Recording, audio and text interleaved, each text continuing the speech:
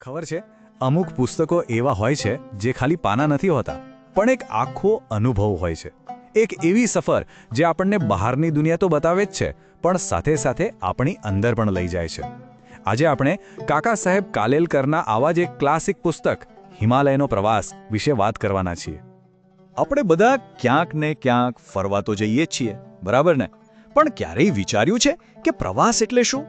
શું ખાલી એક જગ્યાએથી બીજી જગ્યાએ જવું, નવા નવા સ્થળો જોવા, બસ એટલું જ? કે પછી એનો અર્થ કંઈક અલગ છે, કંઈક વધારે ઊંડો? એક એવો રસ્તો જે આપણી જોવાની રીત, આપણા વિચારો અને કદાચ આપણને પણ બદલી નાખે? કાકા સાહેબનું આ પુસ્તક આપણને આ બીજા વિચાર તરફ લઈ જાય છે. તો ચાલો આ પુસ્તકની ગહેરાઈને સમજવા માટે આપણે આ 5 સ્ટેપ્સમાંથી પસાર થઈશું.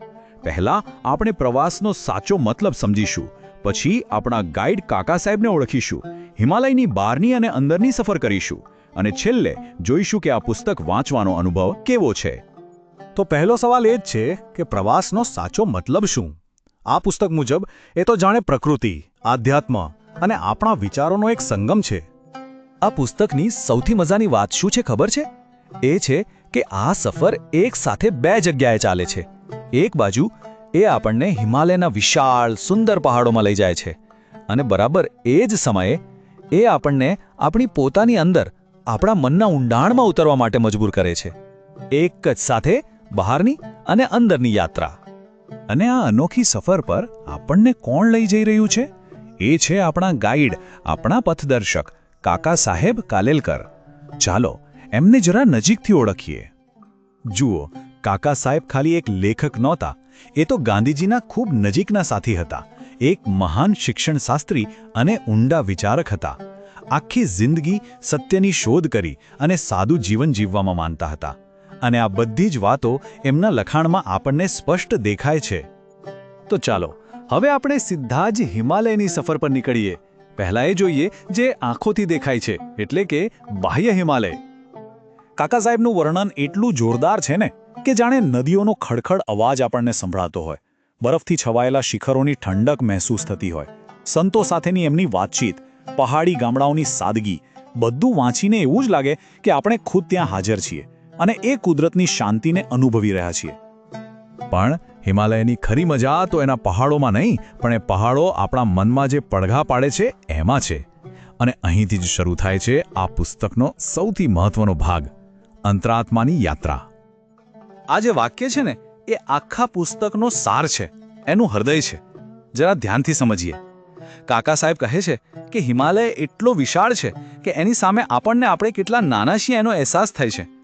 પણ મજાની વાત એ છે કે આ જ નાનકડા હોવાનો અહેસાસ આપણને મોટા વિચારો કરવા માટે તૈયાર કરે છે. કેવી અદ્ભુત વાત છે! એટલે સમજાણો, આ પુસ્તકમાં હિમાલય એ ખાલી પહાડ કે નકશા પરની જગ્યા નથી. એ તો આપણા આત્માનું શિખર છે. એક એવી જગ્યા જ્યાં પહોંચીને આપણને આપણા અસ્તિત્વનો સાચો અર્થ સમજાય છે. અને જ્યારે આપણે આ આત્મશિખર પર પહોંચીએ છીએ ત્યારે શું શું થાય છે? ક્યારેક એકદમ આધ્યાત્મિક અનુભવ થાય, તો ક્યારેક મનમાં સવાલોના વાવાઝોડા ઉઠે, જીવનના મોટા મોટા પ્રશ્નો સામે આવે અને આખી માનવજાત માટે પ્રેમ અને કરુણા જાગે. કાકા સાહેબે આ બધી જ લાગણીઓ ખૂબ જ ઈમાનદારીથી વર્ણવી છે. તો ચાલો હવે એ વાત કરીએ કે આ પુસ્તક વાંચવાનો અનુભવ કેવો છે અને આખરે આ પુસ્તક કોણે વાંચવું જોઈએ? સાચું કહું તો આ પુસ્તક વાંચવું એટલે જાણે તમે કાકા સાહેબનો હાથ પકડીને એમની સાથે જ હિમાલયમાં ફરી રહ્યા છો. એમનું દરેક શબ્દ જાણે એક ચિત્ર બનાવે છે અને આખું પુસ્તક મળીને એક આધ્યાત્મિક પેઇન્ટિંગ જેવું લાગે છે. તો એક વાચક તરીકે આ સફરમાંથી શું મળે છે? મુખ્યત્વે 3 વસ્તુઓ. પહેલું, લેખકની સાથે જ ફરવાનો એક જીવંત અનુભવ. બીજું, પ્રકૃતિની વચ્ચે રહીને મનની શાંતિ શોધવાનો મોકો. અને ત્રીજું અને સૌથી અગત્યનું, પોતાના જીવન વિશે શાંતિથી વિચારવાનો એક મોકો. તો આ પુસ્તક કોના માટે છે? જો કોઈને પ્રકૃતિ ગમતી હોય, જેમને પહાડોમાં ભગવાન દેખાતા હોય, જો કોઈને જીવનના મોટા સવાલોમાં રસ હોય, અને ખાસ કરીને જો કોઈને એવું વાંચન જોઈતું હોય જે મનને શાંતિ આપે, તો આ પુસ્તક એમના માટે જ છે. અને જતા જતા ચાલો એક સવાલ પર વિચારીએ. જો કોઈ સફર આપણું ઠેકાણું નહીં, પણ આપણી વિચારવાની રીત બદલી નાખે, તો એ સફર આપણને ખરેખર ક્યાં લઈ જશે? કદાચ એનો જવાબ આપણને બધાને કાકા સાહેબની આ હિમાલય યાત્રામાં મળી શકે છે.